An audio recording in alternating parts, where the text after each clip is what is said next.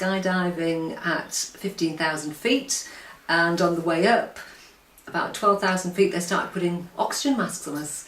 And I remember thinking, nobody told us about this one. And then off we went, and we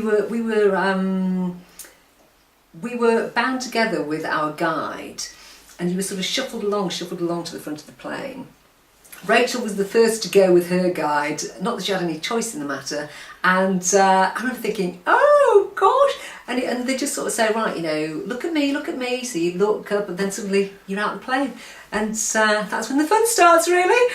My guide, Reese, was laughing his head off because you shoot out, and then, you know, you've got this video camera woman who's going, smile, smile, and you're thinking, you know, you're like an epileptic fish, you know, your cheeks are going like this, and you're sort of, like a puppet on a string really, and she's going, over here, and then they let the parachute out, and you then glide up into this really silent sort of space above Lake Taupo.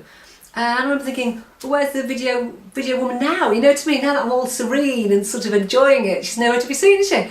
But he said, right, you know, I just want to fiddle with your straps.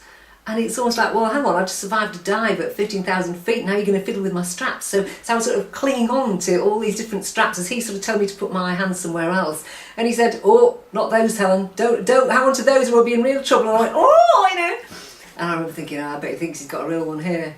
But it was sort of, with the skydiving, Rachel said, I couldn't believe how calm you were before, Mum. And I said, well, it's almost like once you've done the whitewater rafting, bring it on. You know, once you're out of that comfort zone and you've done these amazing things that you never thought you could do, it's like the challenge is there, and it makes you feel so alive. Makes you feel so alive.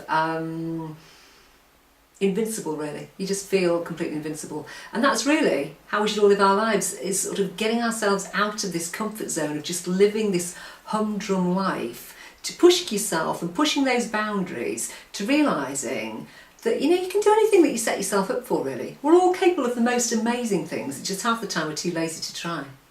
You know, the people who do the most amazing things are normally just very ordinary people who just put themselves out there, really.